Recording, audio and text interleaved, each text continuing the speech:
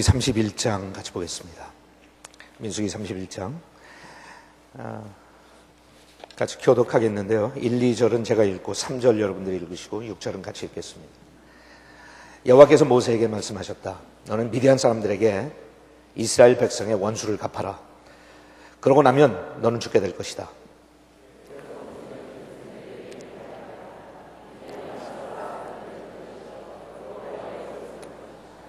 각 지파에서 1000명씩 뽑아 전쟁터에 내보내시오.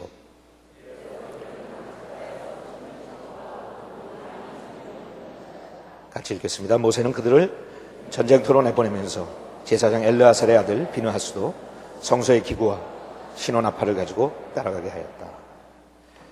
여러분, 성경에 보면 약간 이렇게 모순되는 것 같은 중복되는 말씀들이 나올 때가 있어요. 예를 들어서 하나님께서 그러죠. 시기하지 말아라. 근데 하나님은 나는 질투하는 하나님이다. 그러세요. 시험하지 말아라. 그러면서 하나님께서는 11조에 대해서 말씀하실 때 날 한번 시험해봐라. 그러세요. 그러니까 상황에 따라서 그냥 그걸 갖다 놓고 비교하면서 이건 이해가 잘 안 되네. 질투하려는 거야. 하지 말라는 거야. 그죠? 근데 하나님께서 우리한테 질투하지 말라고 그러시면서 하나님께서는 우리가 다른 길로 나갈 때 질투하신다고 그랬어요. 그런 거예요. 오늘 여기 나오는 말씀을 보니까 하나님께서 원수를 갚아주세요. 우리한테 하나님께서 원수 갚지 말라고 그러죠. 원수를 용서하라고. 근데 여기 원수를 갚아주세요. 근데 그게 상황에 따라서 다른 거니까 하나님께서는 인간적인 차원에서 누가 나한테 잘못했을 때 그것을 갚아주기 위해서 원수를 갚는 것이 아니라 하나님께서는 여기서 잘못된 것을 심판하시는 거예요. 하지만 그것이 이스라엘 백성들 쪽에 놓고 볼 때는 드디어 원수를 갚는 거예요. 우리도 마찬가지죠. 내 손으로 하나님께서 원수를 갚지 말라고 그랬어요. 우리는 절대로 원수를 갚아서는 안 돼요. 원수까지 사랑하라고 하셨어요. 원수를 사랑하지는 못할 망정 원수를 갚아서는 안 되죠. 그건 악하게 사는 거니까. 그런데 하나님께서 원수를 갚아주실 때가 있어요. 왜냐하면 하나님께서 그랬죠. 너희는 원수를 갚지 말되 원수 갚는 것은 나에게 달렸다. The vengeance is mine. 하나님이 그러세요. 그러니까 잘못된 것을 하나님이 책망하거나 심판하시지 않겠다는 게 아니에요. 하시는데 그건 하나님의 소유에 하나님의 몫이니까 건드리지 말라는 거예요. 너희들은 다 죄인들인데 죄인이 누굴 탓하고 누구를 심판할 수 있냐. 공의로운 하나님께서 심판하실 테니까 그것은 너희들이 이 땅에 살 때 하나님께서 갚아주실 수도 있고 이 땅에서 아니고 나중에 하나님의 심판대 앞에서 하나님께서 갚아주실 때도 있는데 원수는 특별히 하나님께서 갚아주신다. 왜냐하면 악은 그냥 지나치지 않으니까. 하지만 너희들은 갚지 마라. 근데 하나님께서 이제 미디안 사람들에게 이스라엘 백성의 원수를 갚을 때가 됐다 그랬어요. 원수를 갚아라. 이 3절 가서 보면 모세가 그걸 백성들에게 전하면서 다시 해석해 주죠. 모세는 백성들에게 이렇게 말하였다. 미디안과 싸울 사람들을 무장시켜 여호와의 원수를 갚읍시다. 하나님은 이스라엘의 원수를 갚아라. 그런데 모세는 그 뜻을 이해했어요. 여호와의 원수를 갚읍시다. 미디안 사람들은 누군지 알죠? 이스라엘 백성들을 핍박하고 저기를 보냈잖아요.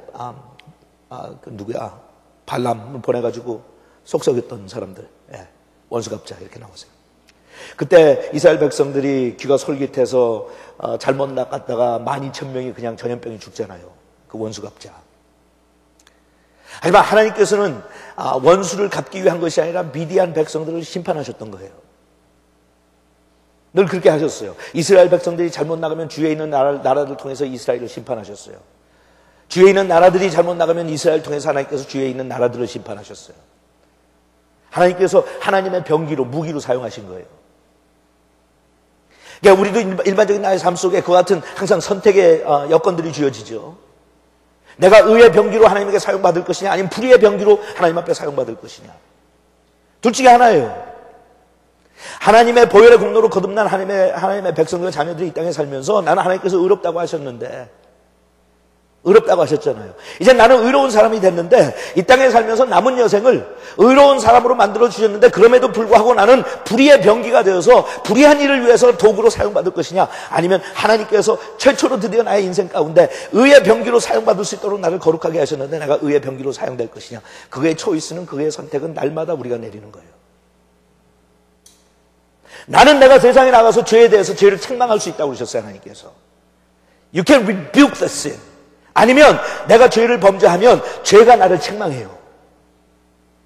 그러니까 나의 삶 속에서 골고루 하나님께서 날마다 시간마다 나에게 그런 선택의 여지를 주시는 거예요. 너는 네가 잘못된 세상의 죄를 징계하고 책망할 것이냐. 우리가 거룩한 삶을 살면 아무 소리 하지 않아도 세상은 우리의 책망을 듣게 돼 있어요. 우리는 빛과 소금의 사명을 감당하는 거니까. 어두움이 빛을 보면 아무 소리 안 하도 어두운 것을 우리가 드러내기 때문에 책망하는 거예요. 하지만 내가 예수를 믿고 거룩하게 됐고 하나님께서 의롭다 하셨지만 아직도 내가 죄의 굴레에서 벗어나지 못해서 죄의 속성에서 벗어나지 못해서 계속해서 죄를 지면 그 죄가 우리의 양심에 가책을 하면서 우리를 정죄하죠. 근데 예수 믿는 사람이 그럴 수 있어? 의의 병기로 사용되느냐 아니면 불의의 병기로 사용되느냐 그건 내 초이스예요. 하나님께서 이스라엘 백성들이 하나님 앞에 순종하고 거룩하게 살 때는 의의 병기로 사용하셨고 그렇게 살지 못할 때는 주변에 있는 나라를 통해서 하나님께서 이스라엘을 책망하고 심판하셨어요. 그러니까 하시는 거예요. 그러면서 미디안 치러 가자. 하나님이 시작하신 싸움이에요. 미디안 치러 가자. 그러면서 모세에게 말하니까 모세가 가가지고 지파들 12지파를 모아놓고 그렇게 1000명씩 뽑으라고. 1000명씩 뽑으라. 1000명 뽑아서. 저는 이건 생각하면서 항상 그래요. 저는 군대 가본 적도 없고 전쟁에 참여해 본 적도 없으니까. 근데 이런 갈등이 좀 있을 것 같아. 1000명 뽑을 때 시시한 사람 1000명 뽑지 않았을 거 아니에요. 제일 싸움 잘하는 사람 1000명 뽑았을 거 아니야. 그럼 내가 거기 뽑히지 않으면 생명의 위태함을 내가 체험할 필요가 없는데. 예? 뭐 60만 정도의 20세 이상 넘은 싸울 수 있는 병력이 있었는데 그 중에서 12,000명 뽑는 거니까 얼마나 많은 사람들이 그냥 집에 남아 있는 거예요. 그러니까 어떻게 생각하면 너무 내가 싸움 잘하다가 뽑히는 거야. 들어가면 까딱하면 죽는데. 여러분 신앙생활 하면서 하나님의 나라를 디펜드하기 위해서 아니면 하나님의 나라를 선포하기 위해서 하나님께서 나를 하나님의 군대에 군사로 나를 부르셨을 때 여러분 신앙생활 너무 열심히 하고 너무 하나님 앞에 헌신 잘하는 것도 까딱 잘못하면 손해보는 거예요. 이렇게. 예? 제가 가만 보니까 헌금도 매일 헌금 많이 내고 희생하는 사람들이 계속 헌금 내고 희생하더라고. 기도도 늘 하나님 앞에 무릎 꿇고 중보기도 하는 사람들이 늘 하라고 그러면 부담도 느려. 좀 공평했으면 좋겠는데. 여러분 그런 생각 들지 않아요? 공평하게 나와서 봉사를 좀 하든지 아니면 헌금을 좀 내든지 아니면 기도를 좀 하든지 아니면 전도를 좀 하든지 그것도 안 되면 다른 나라로 그냥 선교를 떠나든지 그거 좀 공평하게 이렇게 나눠서 했으면 좋겠는데 어떤 사람 보면 평신도 때 열심히 봉사하고 쓰레기 치우고 교사로 봉사하고 그러다가 은혜 받았다고 또 단기 선교 나가고 갔다 온 다음에 재산 털털 털어갖고 장기 선교 나가고 우린 그런 거예요. 요새 젊은 애들이 하는 영어 표현으로 What's up? What's up? 왜 그런 거야? 여기도 보면 1000명씩 뽑았는데 거기서 제일 싸움 잘하는 사람 뽑았을 거 아니냐고. 그럼 좀 골고루 돌아가면서 하지. 왜 잘 싸우는 사람, 늘 전쟁에 나가야 되는 사람은 고달프게 매일 이렇게 전쟁 나가야 돼. 좀 골고루 하자니까. 그리고 두 번째, 그냥 보면 불공평한 처사예요. 왜? 지난번에 봤지만 어떤 부족은 굉장히 많어 인구가 어떤 부족은 적어. 그러면 공평하게 한쪽은 한 2,000명 나가고 한쪽은 한 500명 나가고 그리고 뜨는 거야. What's up? 하나님 조그만 데서도 1,000명 나오고 큰 데서도 1,000명 나오고 불공평하잖아요. 그러니까 저는 성경 볼 때마다 여러분 이런 이야기나 줄거리가 나올 때마다 제가 여러분한테 하나님 공평하지 않다고 여러분 하나님이 공평한 줄로 인간의 기준으로 세상의 기준으로 공평하다고 생각하시면 큰일 난다고. God is not fair. You think God is fair? 여러분 그런 생각 어디서 오세요? 성경에 나오는 예수의 비유를 보면 볼수록 나는 이해가 안 갈 정도로 하나님은 불공평해. 10개 주고 5개 주고 1개 준 사람은 그러고 나가서 그걸 투자하라고 그러더니 10개 준 사람은 10개 투자했고 10개 가지고 오니까 뭐라 그래? 착하고 충성된 종아. 5개 준 사람 5개 가져오니까 착하고 충성된 종아. 처음 받을 때보다 1개밖에 못 받아갖고 난 지금 별로 기분이 언짢거든. 편치가 않아.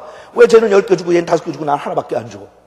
그러면 하나밖에 못 받아서 고생해가지고 그래도 하나를 건져갖고 왔으니까 그럼 날 축복해줘야 될 거 아니에요. 근데 그거 가지고 왔더니 하나님 뭐라 그래? 이 악하고 게으른 종아.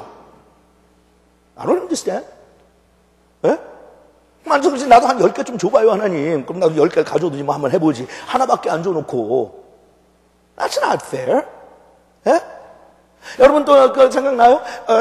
품삯 받는 하루 품삯 받는 일꾼들 데려나갔다가 9시에 사람들 데려오고 12시에 사람들 데려오고 오후 3시에 사람들 데려오고 6시면 끝나는데 마지막 5시에 가가지고 데리고 오는데 그건 일도 별로 못하고 힘도 못 쓰는 사람들 데려다가 일 시키더니 갑자기 가는 거 보니까 이런 불공평한 처사가 어딨어? 1시간밖에 일한 사람하고 8시간, 9시간 일한 사람은 똑같은 임금을 주래?